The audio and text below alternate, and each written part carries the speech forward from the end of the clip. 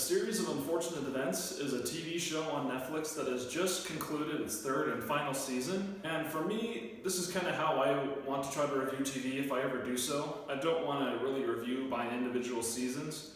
I'd rather just categorize all the seasons into one and then evaluate the show based on how it's all kind of culminated in the end. This especially works for A Series of Unfortunate Events because it has been adapted from all 13 of the books in the original novel series. Each individual book is split into 2 episodes, save for the final episode, which is based on the last book. Because of this, I feel that A Series of Unfortunate Events is perfect for this kind of review because each individual episode in this entire series leads into the next seamlessly. It's all a serial narrative that progresses very well from point A to point B, and ultimately, it is a series that my wife and I have enjoyed watching tremendously. From Season 1 back in January 2017 all the way until Season 3 was premiered this month. Having loved these books as a kid, even though I didn't read 12 and 13, I was very pleased with how well creator Barry Sonnenfeld and the cast and crew were able to bring this amazing book series to life in honestly a better form than probably the novels were.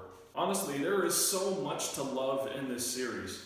Some people may be put off by its quirky, kind of goofy nature, but that's also part of why this series has so much charm to it. You can tell just by watching every single episode that the cast and crew, and the writers especially, were so committed to this vision of a series that was always so self-aware of what it was doing and consistently committed to its goofy tone, that it's always fun and it continually plays on the jokes that it has going throughout the whole entire series. But that doesn't mean that this series is without its emotional weight. I mean, it's in the title itself, A Series of Unfortunate Events. We witness Count Olaf, portrayed by Neil Patrick Harris, continue to chase around and terrorize the Baudelaire orphans as he tries to obtain their fortune after their parents died. Because of this, there is certainly plenty of drama to be found in this series, regardless of all the comedy. As this series continues to progress toward its end, there are a lot more characters that are introduced. Also increases the drama that was there before. And all of this makes for a series that, as it reaches Season 3, it becomes more dramatic, it becomes more emotional, and even becomes more morally ambiguous in many ways. That's definitely one of the strengths of this whole entire series, is that it starts out very light, humorous, goofy, and that's maintained throughout all the episodes. But the writers knew how to build a narrative. It's not something that statically progresses from point A to point B.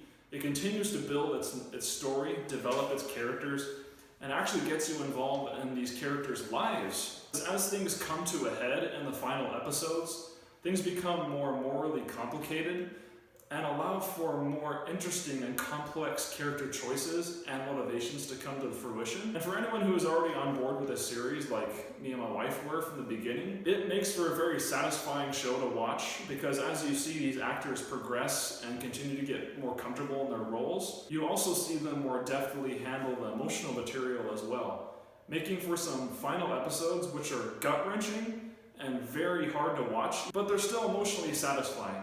And the ending, of course, comes with a strong emotional punch that my wife and I deeply, deeply appreciated. This is a very fun show and one that has a lot of emotional value to be taken from it, along with many messages that many people can look back on and appreciate, especially because it goes into the gray areas of the fight between good and evil, and also explores themes of people trying to overcome their past.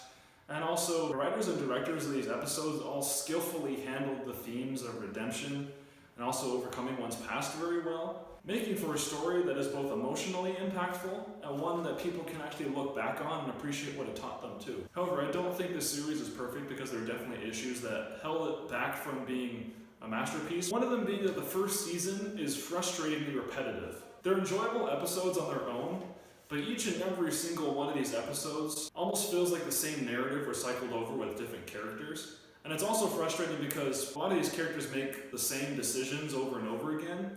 And as an audience viewing experience, it's just aggravating. Some of the twists and surprises in this story don't always stick the landing as well. And I think part of that has to do with the choice to have Lemony Snicket be the narrator of this whole entire thing. And so some of the things he says will sometimes predict certain events that would happen, And when they do happen ultimately in the story, they're still impactful, but they don't quite make the same surprising impact as you would when you're watching it the first time. And it has to be said, some of these episodes have truly awful CGI.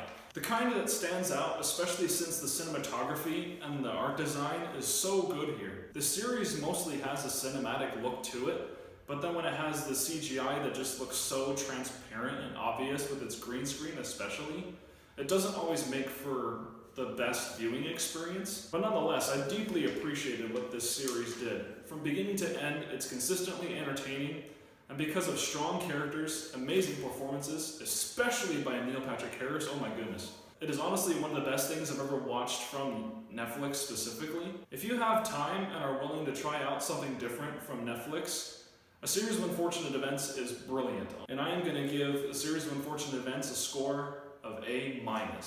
I can't promise I'm going to watch a lot of TV for this channel because it honestly doesn't engage me as much as movies and video games do, but there will be times in which I actually talk about them, maybe like Stranger Things in the future, or if there's another season of Castlevania. Who knows, I'll probably do that. I have a special surprise coming for Star Wars fans, so be looking for that as well. Thanks again for watching. Please check out my Facebook page, as well as subscribe to my channel if you like this content. And thanks again. Have a good day.